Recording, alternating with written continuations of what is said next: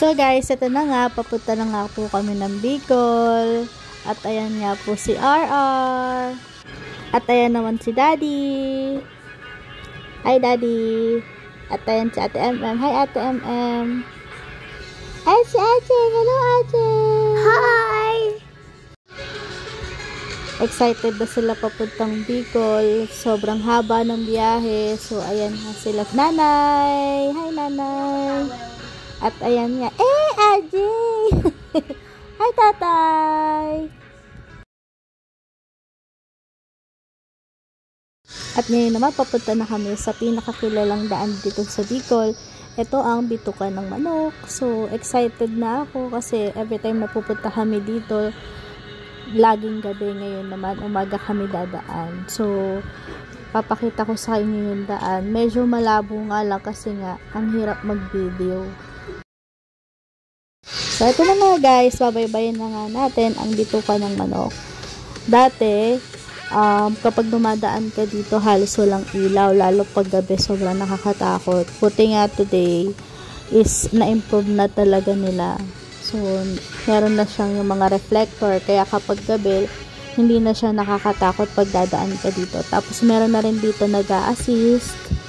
So, andyan sila kung saan kayo daraan, ganyan, marami na rin tao pag pupunta ka dito.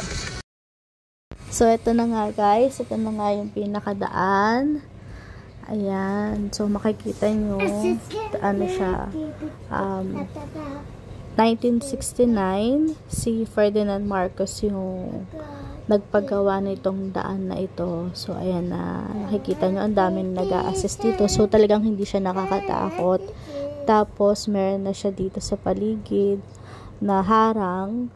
Before wala yan, kaya medyo nakakatakot talaga. So, now, hindi na siya ganon.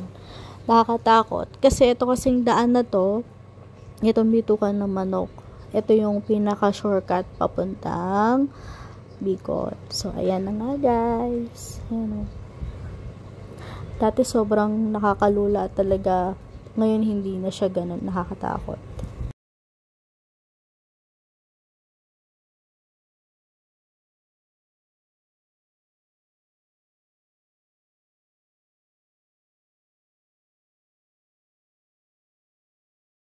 Tapos guys, ito naman daw yung dagat na meron daw silang nakitang sirena. Ayan.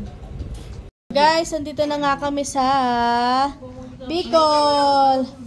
After 15 hours. Hi guys. After 15 hours ng ano namin biyahe. Grabe, sobrang tagal. Oh.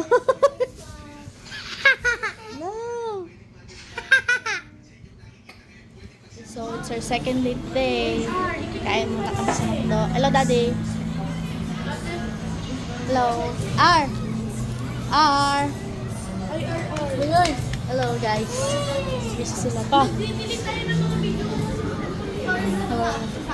Ano yan? So, ito na nga, guys. Ito yung pinaka-favorite ko talaga punta dito sa Bicol. Ang Bulkan Mayon. Grabe, sobrang ganda talaga nito. Alam nyo guys, trivia lang. Nung bata pa ako talaga, ang pinaka-favorite ko talagang i-drawing is ito talagang Bulkan Mayon.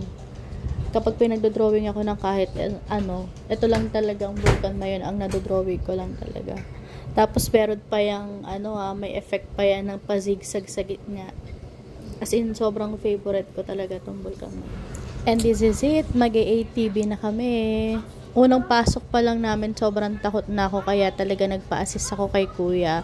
Sabi ko magba-backride na lang talaga ako kasi talagang nakakalula. Sobrang takot ako mag-ATV. So, ayan. Backride muna ako for today's video. We're here at Mount Mayon, Bicol!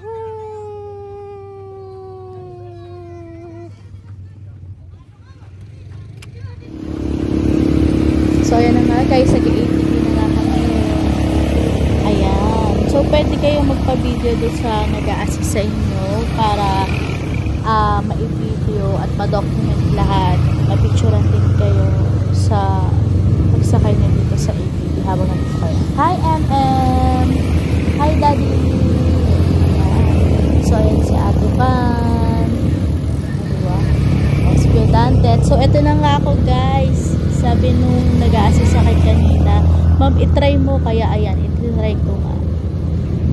Ayan. So, ayan si Kikay. Hi, Kikay. So, ayan na nga. Ayan si Anje, oh. Hi, Anje. Hi, Ate Kim. O, diba? Magkasunod sila. And then, si Ate Fems. Hello, Ate Fems. O, diba? Hindi sila natatakot. So, ayan. Si Tamtam. Medyo kinakabahan din siya, kaya in-assist din siya doon. Hi, Kuya. O, ayan. O, si Kuya Bugoy. O, enjoy. Yay!